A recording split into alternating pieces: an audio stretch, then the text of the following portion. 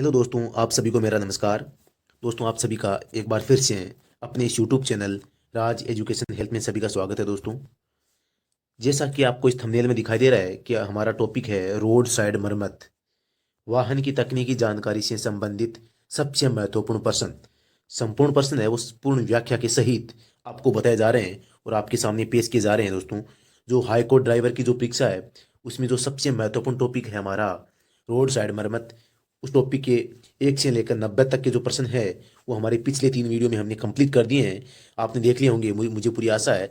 और इसकी जो चौथी सीरीज है वो आज मैं आपके सामने पेश कर रहा हूँ। दोस्तों, तो दोस्तों, मुझे पूरी उम्मीद है कि जो हमारे जो वीडियो है वो आपको बहुत ही ज़्यादा पसंद आ रहे होंगे, क्योंकि इनकी विशेषता ही कुछ ऐसी है। दोस्तों, बात करें, ये हमारी यूनिट संख्या 24वीं चल रही है। इसका मतलब ये है कि हमने अभी तक जो 23 वीडियो है वो अपलोड कर दिए हैं हाई कोर्ट ड्राइवर से संबंधित परीक्षा के, और ये 24वां वीडियो होगा। इस 24वें वीडियो में हमारा जो प्रश्न संख्या 91 से 120 तक है उनको हम सॉल्यूशन करने वाले हैं। दोस्तों, तो दोस्तों, अगर आपने हमारी पिछले वीडियो नहीं देखे हैं तो उनको आप देखकर जो 1 से 90 तक के जो प्रश्न है उनको भी आप पूर्ण व्याख्या सहित वहाँ बताया गया है, तो आप उनको विस्तार से वहाँ देख सकते हैं, हल कर सकते हैं और अपनी तैयारी को परख सकते हैं। और उससे पहले हमने जो वाहन की तकनीकी जानकारी है उससे पहले जो वीडियो है वो भी अपलोड किए थे, जिनमें पूर्ण जानकारी के साथ इंजन के प्रत्येक पार्ट्स का तथा इंजन के प्रकारों का पूर्णतया विस्तार से है वो वर्णन किया था और विस्तार से जानकारी प्राप्त की थी। दोस्तों, तो दोस्तों, शुरू करते हैं इस वीडियो को। दोस्तों, अगर ये वीडियो आपको पसंद आए तो इसको लाइक शेयर और कमेंट करना नहीं भूलें। दोस्तों, और अगर आपने अभी तक अगर इस चैनल को सब्सक्राइब नहीं किया है तो सब्सक्राइब जरूर कर लें। दोस्तों, जैसा कि आप देख रहे हैं कि जो 90 नंबर प्रश्न था टर्बो चार्जर, टर्बो चार्जर के बारे में हमारी बात है वो पिछली वीडियो में समाप्त हुई थी। तो दोस्तों, मैं आपको बताऊं टर्बो चार्जर के बारे में कि टर्बो चार्जर क्या है। टर्बो चार्जर एक ऐसी युक्ति है, आप सबको पता होगा कि शुरू में जब इंजन आए थे तो उसमें क्या था, टर्बो चार्जर नहीं था। और क्या था कि जो इंजन होते हैं इनको हवा की आवश्यकता होती है, और इंजन हवा कहाँ से लेता था, वातावरण से लेता था। तो वातावरण में पहाड़ी इलाकों में या जो ढलान या जो जो गहराई वाली स्थान है वहाँ पर इंजन को पूरी हवा नहीं मिलती थी, या कहें कि वातावरण में जो वायु का घनत्व है वो असमान था, तो इसलिए इंजन को पर्याप्त मात्रा में हवा नहीं मिलती थी जितनी उसको आवश्यकता होती थी। तो आवश्यक हवा नहीं मिलने के कारण जो ईंधन है उसकी खपत बहुत ज़्यादा होती थी। दोस्तों, इसके अलावा जो हवा नहीं मिलने के कारण जो ईंधन था वह भी पूर्णतः जल नहीं पाता था। ईंधन के पूर्ण रूप से नहीं जलने के कारण जो टर्बो चार्जर होता था वो तो था नहीं उसमें, तो ईंधन के नहीं जलने के कारण जो कच्चा तेल है वो धुएं के रूप में वातावरण में निकलता और प्रदूषण को बहुत ज़्यादा बढ़ा था। तो दोस्तों, बात करें कि टर्बो चार्जर क्या था, तो कुछ समय बाद में क्या हुआ कि इस समस्या से निजात पाने के लिए तथा ईंधन की खपत को कम करने के लिए, या कहें कि जो ईंधन है उसको पूर्णतया जलाने के लिए, या कहें कि इंजन को जो एकदम कंप्रेस्ड वायु है वो उपलब्ध करवाने के लिए या साफ वायु उपलब्ध करवाने के लिए एक युक्ति बनाई गई जिसका नाम दिया गया था टर्बो चार्जर, जिसे हम सुपर चार्जिंग सिस्टम भी कहते हैं। दोस्तों, वातावरण से पर्याप्त हवा नहीं मिलने के कारण ईंधन की अधिक है वो खपत होती है। दोस्तों, और अधिक ईंधन जले, तो दोस्तों आप सबको पता होगा कि अधिक ईंधन के जलने के कारण है वो क्या है, ईंधन है वो क्या है, पूरी ऊर्जा जनरेट नहीं कर पाएगा, जिस कारण से क्या है हमारे लिए ईंधन खरीदना महंगा पड़ जाएगा। दूसरी बात, ईंधन है वो पूर्णतया हवा की अनुपस्थिति में पूर्णतया जल नहीं पाएगा, क्योंकि वो कंप्रेस्ड वायु है, वो कंप्रेस्ड पूर्णतया बन नहीं पाएगी।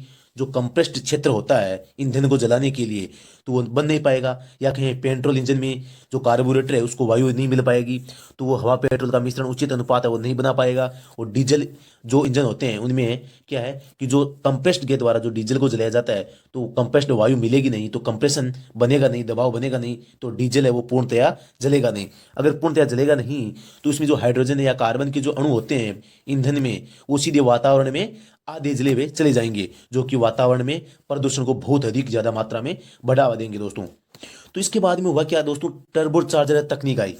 टर्बो चार्जर को एयर कंप्रेसर या एयर पंप भी कहते हैं। दोस्तों, इसके दो अन्य नाम भी है। इसे एग्जॉस्ट मैनिफोल्ड जो होता है इंजन में, जो एग्जॉस्ट सिस्टम होता है जहां से जो जला हुआ ईंधन या गैसें निकलती है उसके आगे लगाया जाता है। तो ये क्या करता है, इंजन के द्वारा जो गैसें निकाली जाती है या कहें धुआं निकाला जाता है, या जो जला हुआ ईंधन, आधा जला हुआ ईंधन निकाला जाता है, उसकी जो तेज ध्वनि होती है उससे उसको भी लोगों तक पहुंचने से बचाता है, या कहें कि उन गैसों को वायुमंडल में जाने से रोकता है ताकि प्रदूषण कम हो। और उन गैसों में जो ईंधन है उसकी मात्रा कुछ बिना जले हुए रह जाती है, तो उनका पुनः उस ईंधन का पुनः उपयोग करने के लिए जो टर्बोचार्जर होता है वो क्या करता है, उसी गैस का वापस उपयोग करते हुए उसको फिल्टर करता है, साफ करता है।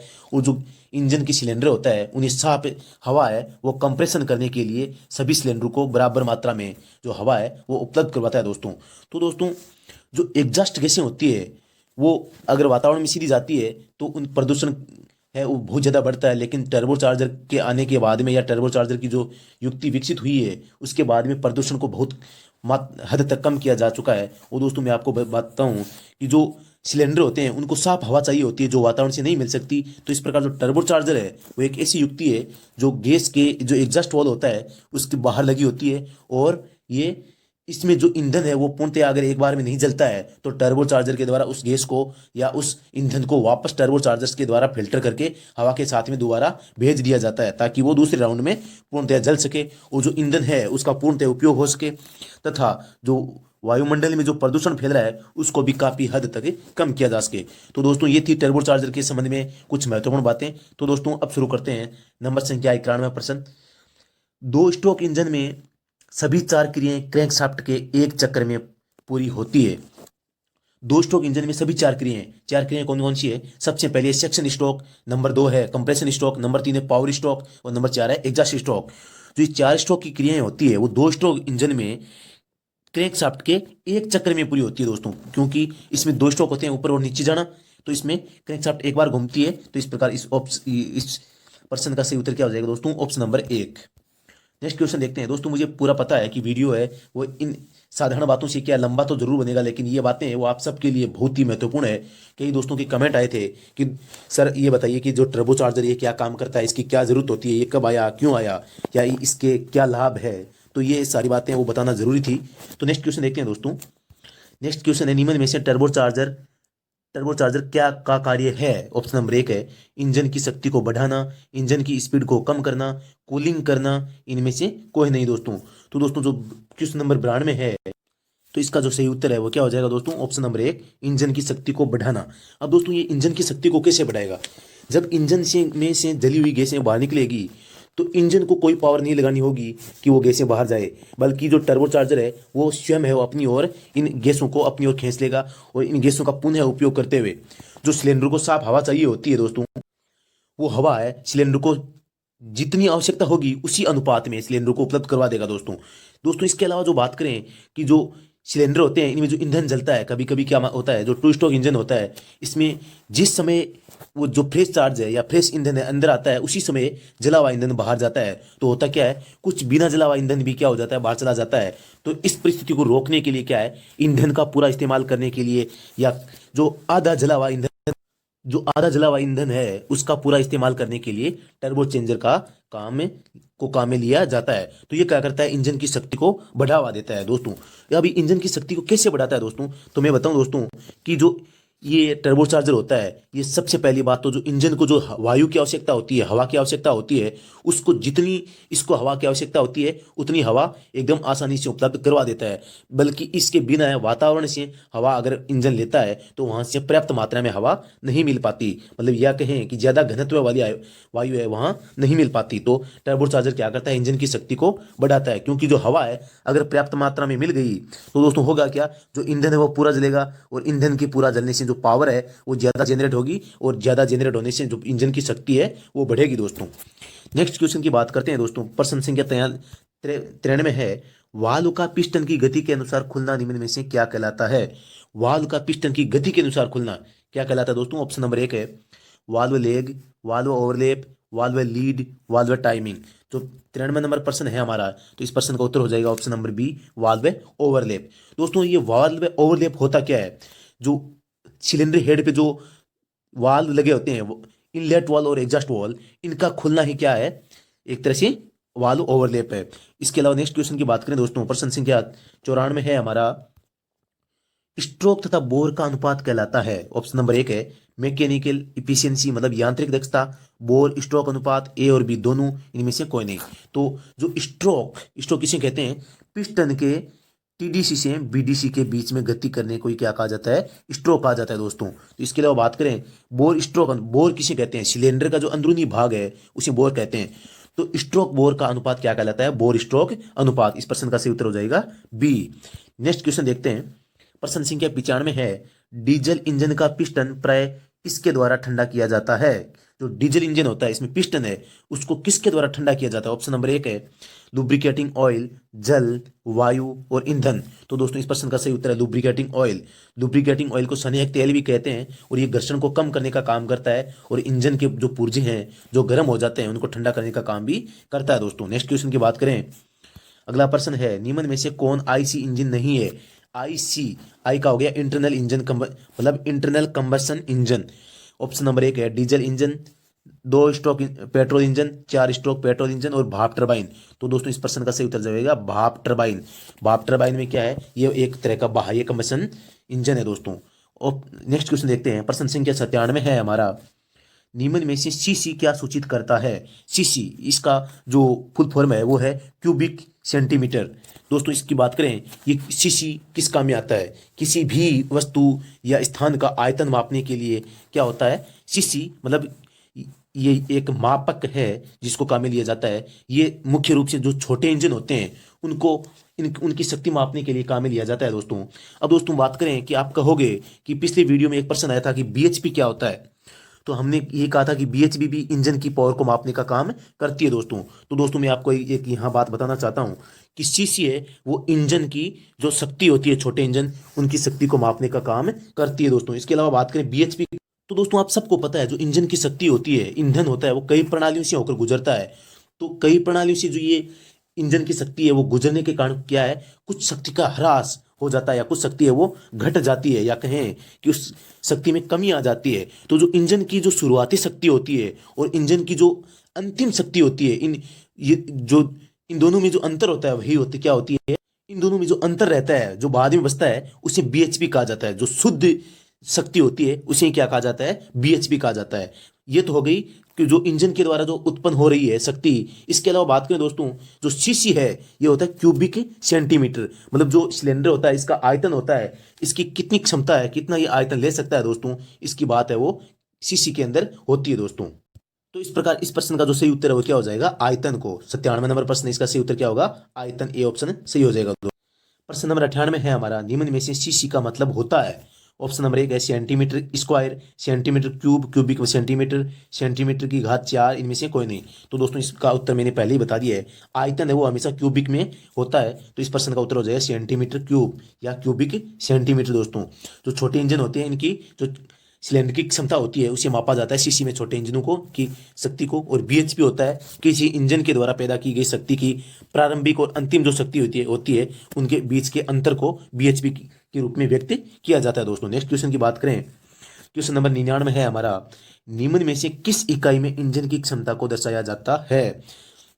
ऑप्शन नंबर 1 है सीसी में, option number 2 break horse power में, नंबर 3 इंडिकेटर में और नंबर 4 इन सभी में। जो 99 नंबर ऑप्शन है उसमें हमारा उत्तर है वो क्या हो जाएगा? सीसी में। तो नेक्स्ट क्वेश्चन देखते हैं। प्रश्न संख्या 100 है हमारा, निम्न में से जिस समय में स्पार्क प्लग द्वारा स्पार्किंग किया जाता है वो कहलाता है? ऑप्शन नंबर 1 है ignition timing, valve timing, valve gap या ये सभी दोस्तों। तो जो क्वेश्चन नंबर 100 है इसका सही उत्तर हो जाएगा दोस्तों इग्निशन टाइमिंग। तो स्पार्क प्लग द्वारा क्या की जाती है? स्पार्किंग, और स्पार्किंग से क्या होता है? ईंधन का जलना। तो जलने को अंग्रेजी में कहते हैं इग्निशन, इसलिए ये क्या हो गया? Ignition timing. इसका उत्तर दोस्तों सही हो गया दोस्तों। नेक्स्ट क्वेश्चन की बात करते हैं। 101वां प्रश्न है हमारा, डीजल इंजन सिलेंडर में निम्न में से कौन सा माध्यम संपीड़ित किया जाता है? मतलब जो डीजल इंजन होता है उसके सिलेंडर में किसको संपीड़ित किया जाता है? क्योंकि आप सबको पता है जो डीजल इंजन होता है उसकी कार्य प्रणाली मुख्य होती है कि जो इसमें जो हवा होती है हवा को संपीड़ित किया जाता है, और संपीड़ित करने से जब इसका तापमान और दाब है वो बढ़ जाता है तब इसके ऊपर डीजल की फुहार लगाई जाती है। जैसे ही फुहार लगाई जाती है तो डीजल जल जाता है और जलने से उष्मा पैदा होती है। उष्मा गैसों के रूप में होती है और गैसों के द्वारा जो दाब लगाया जाता है उसके द्वारा पिस्टन गति करता है दोस्तों। तो दोस्तों इस प्रश्न ऑप्शन नंबर 1 वायु और ईंधन दोनों दोनों को कंप्रेसित नहीं किया जाता दोस्तों, सही नहीं होगा। केवल ईंधन ये भी नहीं है, केवल वायु। तो दोस्तों इसमें जो ऑप्शन नंबर 1 है वो क्या हो जाएगा? हमारा करेक्ट हो जाएगा केवल वायु। जो 101 क्वेश्चन है उसका सही उत्तर क्या हो जाएगा? सी, मतलब केवल वायु। नेक्स्ट क्वेश्चन को देखते हैं दोस्तों।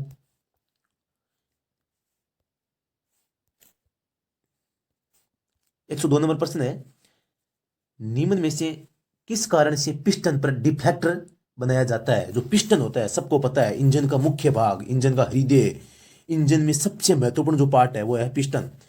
तो पिस्टन पर जो डिफ्लेक्टर लगाया जाता है वो क्या होता है दोस्तों? तो दोस्तों मैं आपको बताऊं, जो पिस्टन होता है इस आकृति का होता है और इसके ऊपर एक छोटा सा मतलब घुमावदार क्या होता है, कुछ इस प्रकार से कुछ लगाया होता है। और ये क्या काम करता है, जो साइड में से जो ईंधन आता है वो इंजन इसको टकरा के सीधा क्या है, टॉप फ्लोर पे सबसे ऊपर जाके जमा हो जाए, इसका काम वो है वो करता है दोस्तों। तो ये जो डिफ्लेक्टर है क्या काम करता है वो देखते हैं। ऑप्शन नंबर 1 है जली हुई गैसों को बाहर निकालने का काम करता है, फ्रेश चार्ज को अंदर लाने के लिए, ईंधन को ज्यादा कंप्रेशन करने के लिए, या ये सभी। जो ऑप्शन नंबर 100 जो 102 नंबर प्रश्न है उसका जो सही उत्तर है वो क्या हो जाएगा दोस्तों? जो जली हुई गैसें होती है उनको बाहर निकालने का काम है वो करता है दोस्तों। इसके अलावा दोस्तों जो टू स्ट्रोक इंजन होते हैं उसमें जली हुई गैसों को निकालने के साथ साथ जो फ्रेश चार्ज है उसको क्या है वो सही दिशा में कंप्रेशन करवाने के लिए भी काम करता है दोस्तों। कौन? ये जो डिफ्लेक्टर लगा होता है पिस्टन के ऊपर। लेकिन यहाँ इस सही प्रश्न का सही उत्तर क्या हो जाएगा? जो जली हुई गैसें हैं उनको बाहर निकालने का काम कौन करता है? जो पिस्टन के ऊपर डिफ्लेक्टर लगा होता है। नेक्स्ट क्वेश्चन देखते हैं दोस्तों। निम्न में से पिस्टन के किस भाग पर डिफ्लेक्टर होता है? जो पिस्टन होता है, मैं आपको पिस्टन का एक चित्र दिखाता हूं। ये इस साइज में पिस्टन होता है। अब इसमें जो सबसे ऊपर की जो सीमा है दोस्तों, जो इसका जो सबसे ऊपर का भाग है, मैं बात करूं कि यहाँ का जो गोल इसकी दीवार है, इस भाग को क्या कहा जाता है? क्राउन कहा जाता है। स्कर्ट किसे कहते हैं? जो साइड की दीवार है, दोनों साइड में ये जो स्कर्ट है, निचला भाग ये नीचे हो गया। तो जो ये डिफ्लेक्टर होता है वो कौन से भाग पे होता है? सबसे ऊपर होता है दोस्तों, यहाँ क्राउन के ऊपर है डिफ्लेक्टर को बनाया जाता है दोस्तों। तो इस प्रश्न का सही उत्तर क्या हो जाएगा? क्राउन दोस्तों। नेक्स्ट क्वेश्चन की बात करते हैं। पेट्रोल इंजन का वायु ईंधन अनुपात नियंत्रित किया जाता है। जो पेट्रोल इंजन होते हैं उनमें जो वायु ईंधन का जो अनुपात है उसको कौन निर्धारित करता है? सबसे सिंपल प्रश्न है। फ्यूल पंप द्वारा, गवर्नर द्वारा, इंजेक्टर द्वारा और कार्बोरेटर के द्वारा। तो दोस्तों इसमें इसका सही उत्तर क्या हो जाएगा? कार्बोरेटर के द्वारा। तो दोस्तों आगे बात करें, यहाँ एक नया शब्द है आपके सामने दोस्तों, जो गवर्नर द्वारा। तो ये गवर्नर क्या होता है दोस्तों? आप सबने सुना होगा पहले और पता भी होगा। अगर नहीं भी पता तो मैं बता देता हूं दोस्तों। जो ये गवर्नर होता है, ये जो इंजन है, इंजन में जो पिस्टन गति करता है, पिस्टन के कारण जो इंजन की जो आरपीएम, राउंड पर मिनट जो गति होती है, इसको नियंत्रित करने का काम है वो गवर्नर करता है। इसके बारे में विस्तार से हम नेक्स्ट वीडियो में जानेंगे दोस्तों। इसके अलावा नेक्स्ट क्वेश्चन की बात करें तो निम्न में से स्कैवेंजिंग क्या है? तो ऑप्शन नंबर 1 है एग्जॉस्ट गैस को निकालने की प्रक्रिया, फ्यूल डालने की प्रक्रिया, फ्यूल निकालने की प्रक्रिया, इनमें से कोई नहीं। जो 105 नंबर प्रश्न है हमारा, इसका सही उत्तर क्या हो जाएगा? जो एग्जॉस्ट गैसें हैं उनको बाहर निकालने की जो प्रक्रिया होती है वो क्या कहलाती है? स्कैवेंजिंग प्रक्रिया। दोस्तों मैं आपको बताऊं, जो पीछे एक प्रश्न अभी आया था कि जो टू स्ट्रोक इंजन होते हैं, 2 स्ट्रोक वाले, तो इनमें क्या है, जो एग्जॉस्ट गैसों को अगर बाहर निकालने का काम होगा तो साथ साथ में क्या होगा, जो फ्रेश ईंधन है उसको भी अंदर आने की प्रक्रिया साथ साथ में चलती है दोस्तों। तो उसी प्रक्रिया को क्या कहा जाता है? स्कैवेंजिंग प्रक्रिया कहा जाता है। मतलब जो जली हुई गैसें उनको बाहर निकालना, जो फ्रेश चार्ज है उसको सिलेंडर के अंदर जमा करना, यह प्रक्रिया क्या कहलाती है? स्कैवेंजिंग प्रक्रिया कहलाती है दोस्तों। प्रश्न संख्या हमारा 106 है दोस्तों। इसके बारे में बात करते हैं। किसी इंजन में सुपर चार्जिंग इसलिए किया जाता है क्योंकि ऑप्शन नंबर 1 है दक्षता बढ़ाने के लिए, शक्ति बढ़ाने के लिए, दी हुई आउटपुट के लिए, भार तथा कम करने के लिए। उपरोक्त सभी। जो 106 नंबर प्रश्न है हमारा, इसका जो ऑप्शन नंबर 2 है शक्ति बढ़ाने के लिए, ये करेक्ट हो जाएगा दोस्तों। दोस्तों बात करें कि इंजन में जो सुपर चार्जिंग होती है, अब ये सुपर चार्जिंग क्या होती है दोस्तों? अभी मैंने आपको बताया था। जो साधारण भाषा में बात करें, जो चार्ज है, केवल चार्ज का मतलब होता है जो वातावरण से वायु का सिलेंडर के अंदर तक पहुंचना, वो एक प्रकार का चार्ज है। क्योंकि उसी चार्ज को कंप्रेस करके क्या किया जाता है? ईंधन को जलाया जाता है। लेकिन यहाँ बात हो रही है सुपर चार्ज, यानी बहुत अच्छा चार्ज की बात हो रही है। तो ये किसके द्वारा किया जाता है? टर्बो चार्जर के द्वारा सुपर चार्ज सिलेंडरों को किया जाता है। तो इसमें होता क्या है, जो वातावरण है, मतलब कहने का मतलब है वातावरण के दबाव से अधिक दबाव की हवा है वो सिलेंडरों तक पहुंचाना, निश्चित समय में पहुंचाना, निश्चित मात्रा में पहुंचाना, या सभी स्थानों पर या सभी सिलेंडरों में एक समान पहुंचाना, इसी कार्य को क्या कहा जाता है? Super charging. और इस प्रक्रिया के कारण क्या, तो दोस्तों जो दोस्तों ये प्रक्रिया, इस प्रक्रिया के कारण क्या होता है, जो इंजन है उसका ईंधन पूर्णतः जल जाता है। और ईंधन अगर पूर्णतः जलेगा तो उसकी जो एनर्जी है उसमें बढ़ोतरी होगी दोस्तों। इसलिए इस प्रश्न का उत्तर क्या हुआ है? शक्ति बढ़ाने के लिए। नेक्स्ट क्वेश्चन देखते हैं दोस्तों। प्रश्न संख्या 107 है हमारा कि 2 स्ट्रोक इंजन की तुलना में 4 स्ट्रोक इंजन में लुब्रिकेटिंग ऑयल खर्च होता है। जो हमारा प्रश्न संख्या 107 है उसमें ऑप्शन नंबर 1 है अधिक, समान या कम। बात किसकी हो रही है? 2 स्ट्रोक इंजन की तुलना में 4 स्ट्रोक इंजन में लुब्रिकेटिंग ऑयल है वो क्या होता है? कम खर्च होता है दोस्तों। ऑप्शन नंबर सी है वो करेक्ट हो जाएगा दोस्तों। नेक्स्ट क्वेश्चन की बात करें, प्रश्न संख्या 108 है, एक आघात में पिस्टन द्वारा टीडीसी तथा बीडीसी के बीच सिलेंडर में विस्थापित आयतन कहलाता है। मतलब जो एक आघात होता है पिस्टन का, जैसे टीडीसी से बीडीसी के बीच में हो गया, सिलेंडर में विस्थापित जो आयतन होता है, विस्थापित का मतलब होता है स्थान परिवर्तन। तो पिस्टन है वो अपना स्थान है वो परिवर्तन कर लेता है। तो जो टीडीसी से बीडीसी की ओर आता है तो इस उसको क्या कहा जाता है? तो जो 108 नंबर प्रश्न है उसमें ऑप्शन है क्लियरेंस आयतन, स्वेप्ट आयतन, सिलेंडर आयतन और उपरोक्त में से कोई नहीं। तो इस प्रश्न का जो सही उत्तर है वो क्या हो जाएगा दोस्तों? ऑप्शन नंबर 2 स्वेप्ट आयतन। तो आप सबको पता है स्वेप्ट आयतन किसे कहते हैं? पिस्टन द्वारा एक स्ट्रोक में तय की गई जो दूरी होती है उसी क्या कहा जाता है? स्वेप्ट आयतन। वो सही दोस्तों, ये बीडीसी से टीडीसी हो सकती है या कहें टीडीसी से बीडीसी हो सकती है, किसी भी स्थिति में यह हो सकती है दोस्तों। तो स्वेप्ट आयतन किसे कहते हैं? एक जो पिस्टन होता है, पिस्टन द्वारा एक स्ट्रोक में तय की गई दूरी। तो इसके अलावा दोस्तों बात करें जो क्लियरेंस आयतन है वो क्या होता है? जो पिस्टन हेड होता है, मतलब पिस्टन का ऊपरी भाग और सिलेंडर का ऊपरी भाग, इन दोनों के बीच की जो दूरी होती है उसे क्या कहा जाता है? क्लियरेंस आयतन। और जो सिलेंडर आयतन है, इस सिलेंडर आयतन किसे कहते हैं? जो सिलेंडर होता है इसका जो कुल अंदर का जो भाग होता है उसे सिलेंडर आयतन कहा जाता है दोस्तों। इसके अलावा नेक्स्ट क्वेश्चन की बात करें, प्रश्न संख्या 109 है हमारा,